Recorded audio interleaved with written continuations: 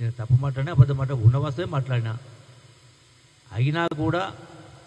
అయినా కూడా హామీలు ఇవ్వకపోయినా అన్ని పనులు నెరవేర్చిన కాబట్టి మళ్ళీ నన్ను శాసనసభకు పంపించారు.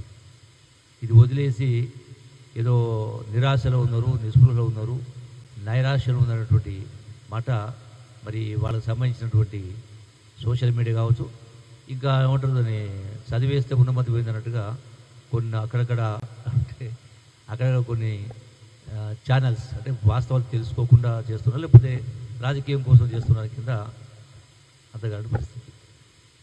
ఒకటి ఈ రోజున 100% ఇలా మాట్లాడాల్సింది కేటీఆర్ మాట్లాడాల్సింది మొత్తం రాష్ట్రాన్ని అప్పుల కుప్పగా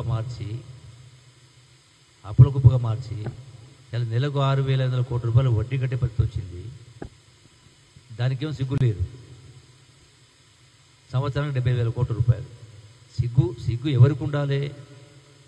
ఇంత గొప్ప ఉద్యమం జరిగి ఇంతమంది ప్రాణత్యాగాలు చేస్తే మీ పరిపాలన దిగజారిన పరిపాలన, సిగ్గులేని పరిపాలన జరిగింది కాబట్టి ప్రజలు తరిమేసింది, ఇంటికి పంపించే కార్యక్రమం చేశారు. మళ్ళీ ఉల్టా మీరే మాట్లాడుతూ ఈ యొక్క ఫిరాయింపులు జరిగితే మీకు ఏమన్నా ఎవిడెన్స్ ఉందా? మన గద్వాలలో మీటింగ్ మాట్లాడిన సందర్భంలో అది ప్రభుత్వ కార్యక్రమంలో నేను పొంగులెడ్డి గారేదో అదేంటి బూతులు మాట్లాడినమాట. ఏం బూతులు మాట్లాడిన? నేను వాస్తవాలు మాట్లాడిన, బూతులు కాదు. వాస్తవాలుగా బూతుల పేరు పెడితే రాష్ట్రం అప్పుల పాలైంది, డబుల్ బెడ్రూమ్ కట్టిస్తాడు, రకరకాల మాటలు చెప్పిండు, అవన్నీ ఏవి కూడా నెరవేర్చలేదు అనే మాట నేను మాట్లాడినా.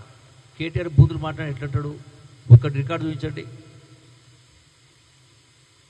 నాది బూతులు మాట్లాడే సంస్కారమేనా? ఎవరైనా మాట్లాడినా? బూతులు మాట్లాడుతుంటే ఆడ ఉన్న కృష్ణమోహన్ రెడ్డి ఏం మాట్లాడలేదట. అది ఒక వేదిక, ప్రభుత్వ కార్యక్రమం.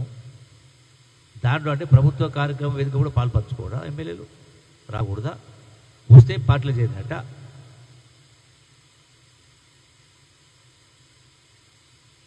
అందుకే ఏమంటారు, చింత చచ్చినా పులుపు చాలన్నట్టుగా ఇంటికి పంపించారు. తెలుస్తుంది కదా, మళ్ళీ